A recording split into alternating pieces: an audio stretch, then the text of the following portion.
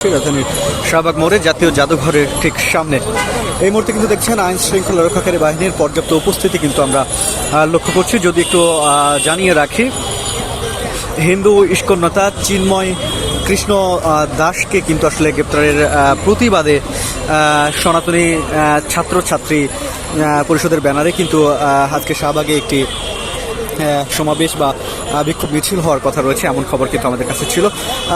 তারপর সেটা কিন্তু ছিল বিকেলে 3টায়।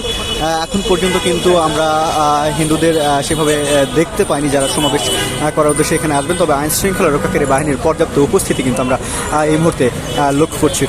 যদি একটু জানিয়ে রাখি, ইস্কন নেতা সেই চিন্ময় কৃষ্ণ দাস ব্রহ্মচারীকে কেন গ্রেফতার করা হলো, মূলত তাকে গতকাল বিমানবন্দর থেকে গ্রেফতার করা হয়। ঢাকা থেকে চট্টগ্রামের উদ্দেশ্যে তিনি যাচ্ছিলেন।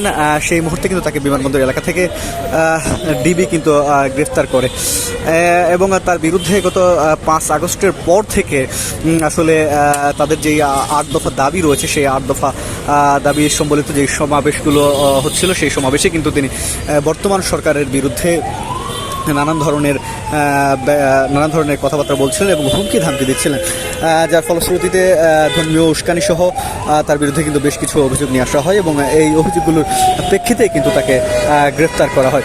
সনাতনী ছাত্রছাত্রী পরিষদের ব্যানারে ইস্কন নেতাকে গ্রেফতারের প্রতিবাদে এবং তাদের যে 8 দফা দাবি রয়েছে, সেই 8 দফা দাবি বাস্তবায়নের লক্ষ্যে কিন্তু রাজধানীর শাহবাগ মোড়ে তাদের বিক্ষোভ সমাবেশ করার কথা রয়েছে এবং যাতে করে কোনো প্রকার অপ্রীতিকর ঘটনা না ঘটে এবং যাতে কোনো ধর্মীয় হাঙ্গা দাঙ্গা না লাগে, তার জন্য কিন্তু আইন শৃঙ্খলা রক্ষাকারী বাহিনীর পর্যাপ্ত উপস্থিতি আমরা লক্ষ্য করছি। এখানে কিন্তু গণমাধ্যম কর্মীরাও রয়েছেন। গতকাল কিন্তু আসলে শাহবাগ মোড়ে কিন্তু আমরা দেখেছিলাম যে শাহবাগ মোড়ে তৎক্ষণাৎ কিন্তু আসলে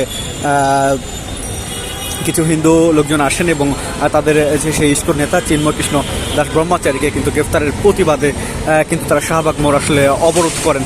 তারপর কিন্তু আসলে যান চলাচল কিছুটা স্থবির হয়ে যায় এবং সব ধরনের যান চলাচল কিন্তু শাহবাগ মোড়ে কিন্তু বন্ধ থাকে। তবে আইন শৃঙ্খলা রক্ষাকারী বাহিনীর হস্তক্ষেপে কিন্তু তারা সেখান থেকে উঠে যায় এবং কিছুক্ষণ পরে কিন্তু যান চলাচল স্বাভাবিক হয়। বর্তমানে কিন্তু শাহবাগ মোড় একদম স্বাভাবিক রয়েছে। আইন শৃঙ্খলা রক্ষাকারী বাহিনীর পর্যাপ্ত উপস্থিতি আমরা লক্ষ্য করছি। সব ধরনের যান চলাচল করছে, দেখতে পাচ্ছেন কিন্তু সব ধরনের যান চলাচল কিন্তু এই মুহূর্তে করছে।